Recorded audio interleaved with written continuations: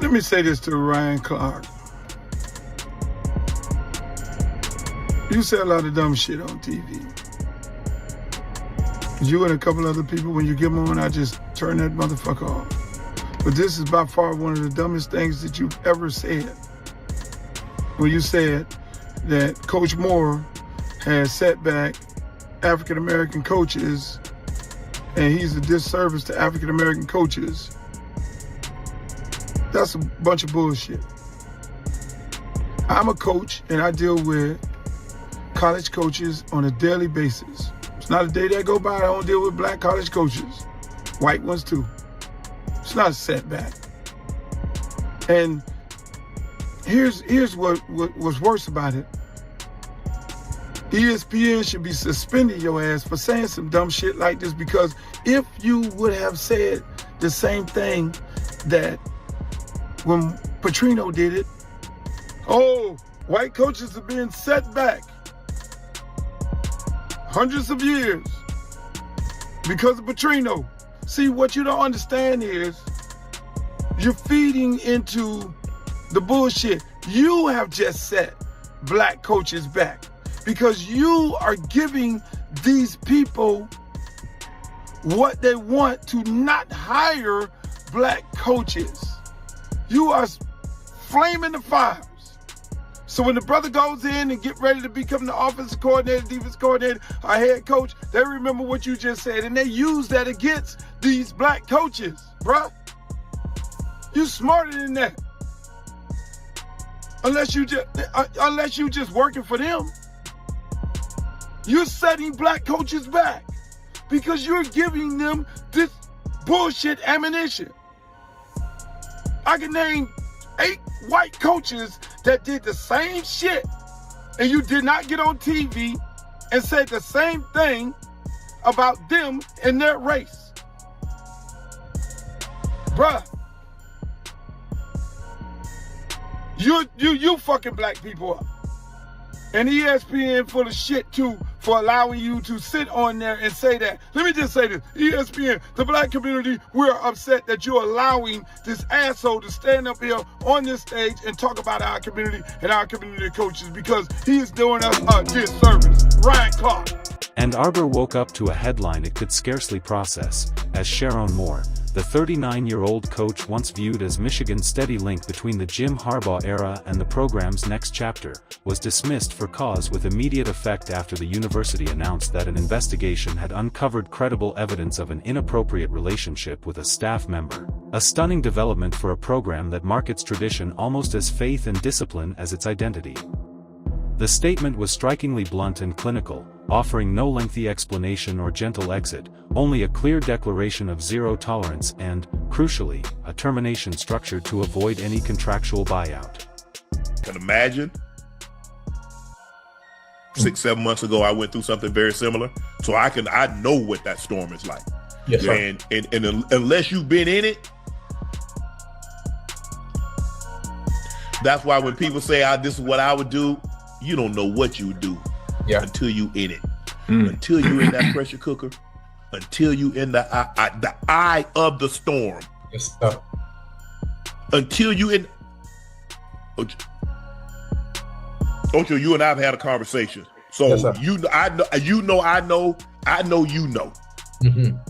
To be in that storm and Crazy. to know everybody know everything that you worked your entire life for. Mm-hmm. You feel it like it's crumbling right before your eyes. Gone. Yeah. And the only people that's gonna be there, it's gonna be a select few. It's gonna be a select few. That's the hardest part.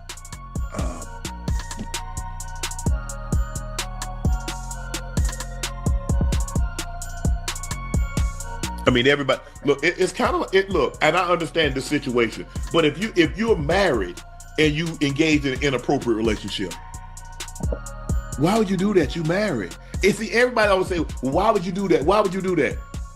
Well, if you thought you was going to get caught, if you thought something was going to go wrong, you wouldn't. The situation darkened rapidly, as within hours of his dismissal on Wednesday, December 10th, Moore was taken into custody in nearby Pittsfield Township in connection with an alleged assault investigation and later held at the Washtenaw County Jail while prosecutors considered possible charges. Police stressed the incident was not believed to be random, and multiple reports indicated he remained in custody into Thursday as the legal process moved forward, turning what had already been a devastating employment scandal into a full-scale crisis marked by flashing lights, jail records, and a stunned fanbase watching in real time as the public face of the program disappeared behind official procedure.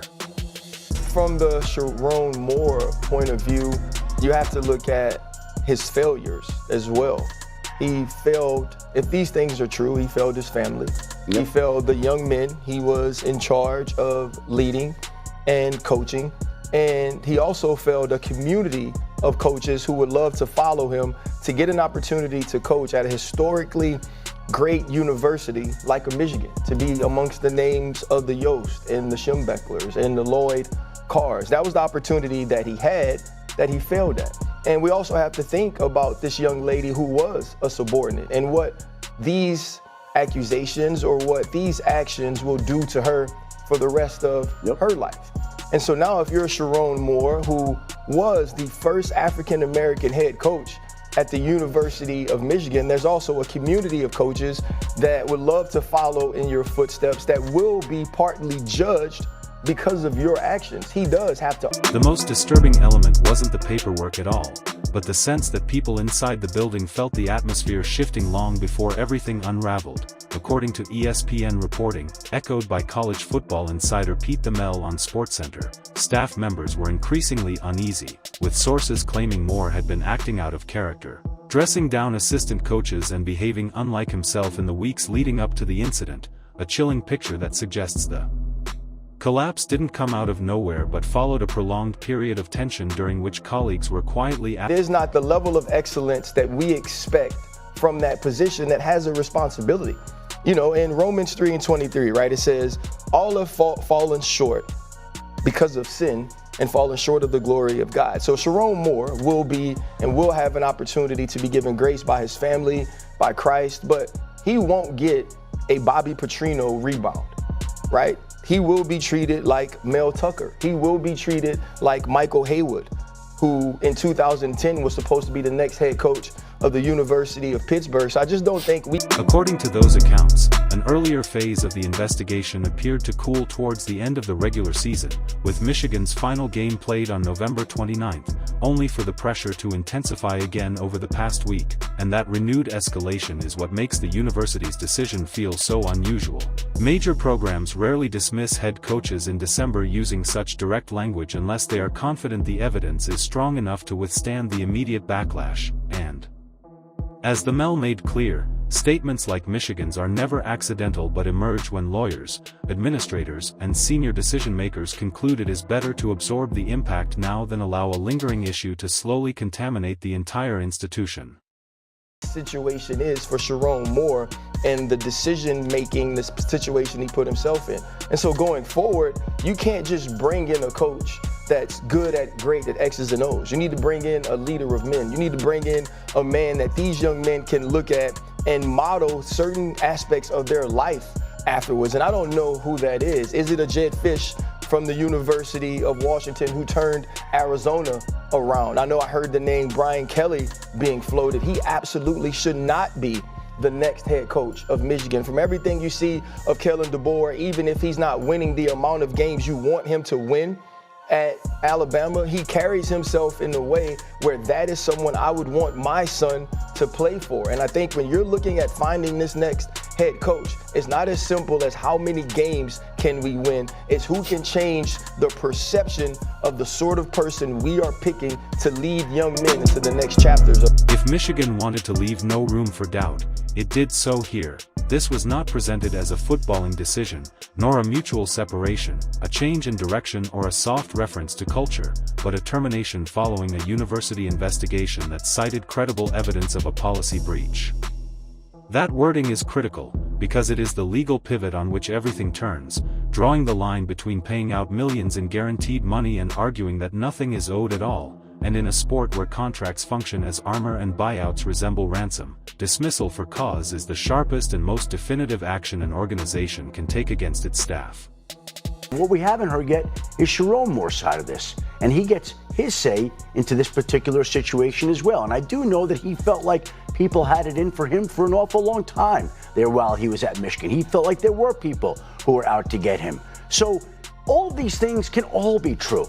It's possible that, yes, Michigan does have evidence that he had an inappropriate relationship with a staffer. And it could be that Sherrone Moore is right, that people had it in for him. But the whole situation itself is just sad and tragic, because now we have a individual who had his professional life, his personal life completely upended. We have a school with a bunch of players who don't have a coach. Even so, the human fallout from that decision is now rippling across campus, with interim Michigan President Domenico Grasso describing the situation as a deeply painful breach of trust and telling students and staff that the university has zero tolerance for the alleged behavior and that the investigation remains ongoing. He urged anyone with relevant information to contact the compliance hotline, a step that suggests the institution is deliberately widening the net for facts and preparing for further revelations, because when a university president publicly invites confidential tips, it's a clear signal this matter is not being treated as closed, but as an active and unfolding case. Let me say this to Ryan Clark. You say a lot of dumb shit on TV. You and a couple other people, when you get on, I just turn that motherfucker off. But this is by far one of the dumbest things that you've ever said. When you said that Coach Moore has set back African-American coaches and he's a disservice to African-American coaches. That's a bunch of bullshit. I'm a coach and I deal with college coaches on a daily basis. It's not a day that go by I don't deal with black college coaches. White ones too. It's not a setback. And here's what's worse about it. ESPN should be suspending your ass for saying some dumb shit like this, because if you would have said the same thing that when Petrino did it, oh, white coaches are being set back hundreds of years because of Petrino. See, what you don't understand is you're feeding into the bullshit. You have just set black coaches back because you are giving these people what they want to not hire black coaches. You are flaming the fires. So when the brother goes in and get ready to become the offensive coordinator, defensive coordinator, or head coach, they remember what you just said and they use that against these black coaches, bruh. You smarter than that. Unless you just working for them. You're setting black coaches back because you're giving them this bullshit ammunition. I can name 8 white coaches that did the same shit and you did not get on TV and said the same thing about them and their race.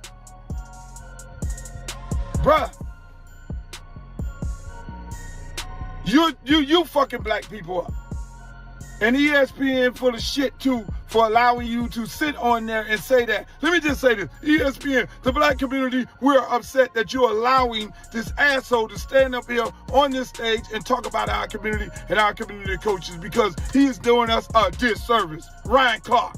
While both the university and police remain tight-lipped on specific details, the real-world consequences landed immediately, with Michigan appointing Biff Poggi as interim head coach and plunging him straight into turmoil with a bowl game fast approaching, specifically the Cheez-It Citrus Bowl against Texas on December 31st, a period that should have been focused on training sessions, depth charts and postseason pride rather than emergency meetings and crisis messaging.